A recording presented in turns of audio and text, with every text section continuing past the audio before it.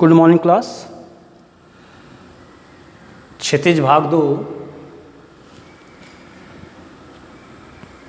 गद्य खंड का दूसरा पाठ बाल गोविंद भगत, जिसके लेखक हैं रामवृक्ष बेनीपुरी जी। आज हम रामवृक्ष बेनीपुरी जी के जीवन परिचय के विषय में जानेंगे। उत्कृष्ट निबंधकार, समर्थ रेखा चित्रकार, कुशल राजनीतिज्ञ और यशस्वी पत्रकार रामवृक्ष बेनीपुरी जी का जन्म सन 1899 ईस्वी में बेनीपुर ग्राम, जिला मुजफ्फरपुर, बिहार राज्य में हुआ था। इनके पिता का नाम फूलचंद, जो एक किसान थे। बचपन में ही इनके माता पिताजी का देहांत हो गया, जिसके कारण इनका पालन पोषण इनकी मौसी ने किया।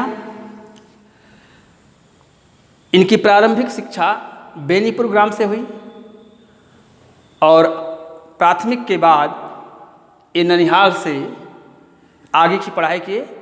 इनका शिक्षण केवल मैट्रिक तक यानी 10वीं कक्षा तक ये पढ़ सके। सन 1920 में महात्मा गांधी के असहयोग आंदोलन में भाग लेने के कारण इन्होंने पढ़ाई छोड़ दी और बाद में स्वाध्याय के माध्यम से इन्होंने शिक्षा विशारद की उपाधि प्राप्त की।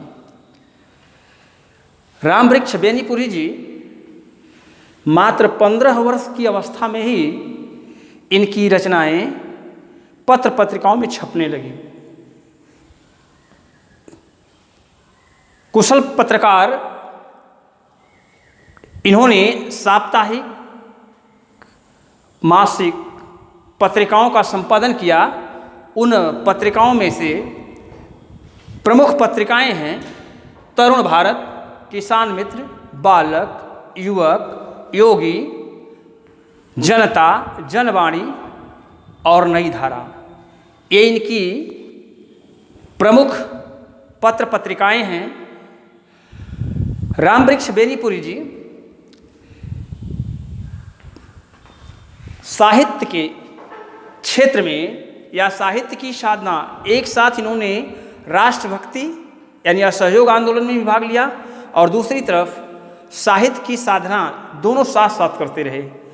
साहित्य की ओर इनका झुकाव, एक बार इन्होंने रामचरितमानस पढ़ा और रामचरितमानस के पढ़ने के बाद साहित्य की ओर इनकी जागृति हो गई या साहित्य लिखने की ओर ये प्रेरित हो गए।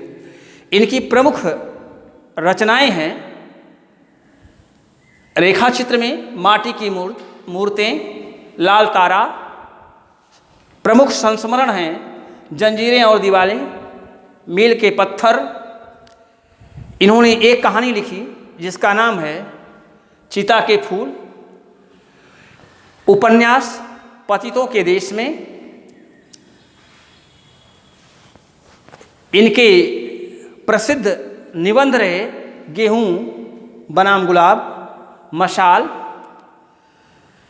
यात्रा वृत्तांत। इन्होंने कुछ यात्रा वृत्तांत भी लिखे। उन यात्रा वृत्तांतों में प्रमुख हैं पैरों में पंख बांधकर, दूसरा उड़ते चलें, नाटक अम्बपाली, सीता की माँ और रामराज। ये इनके प्रमुख नाटक रहे। रामवृक्ष बेनीपुरी जी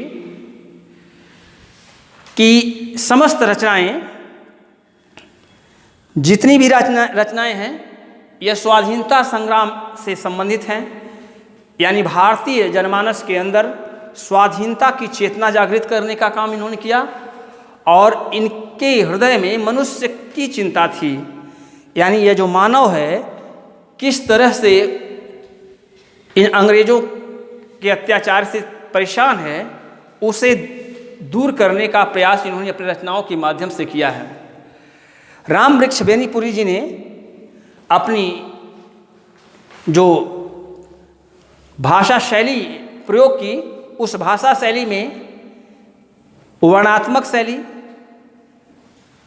विवेचनात्मक शैली का प्रयोग किया है। उनकी एक शैली है जिस शैली का नाम है प्रतीकात्मक शैली, और आलोचनात्मक शैली का प्रयोग किया है। आलोचनात्मक शैली में इन्होंने वीर विद्यापति के पदावली और बिहारी की सतसई की आलोचना में आलोचनात्मक शैली का इन्होंने बखूबी प्रयोग किया है। कुशल पत्रकार रामवृक्ष बेनीपुरी जी की जो रचनाएं हैं, उन रचनाओं में देश प्रेम से संबंधित यानी देश प्रेम की भावनाएं भरी हुई हैं। कुशल पत्रकार, कुशल राजनीतिज्ञ रामवृक्ष बेनीपुरी जी का देहांत सन 1959 ईस्वी में हो गया। धन्यवाद।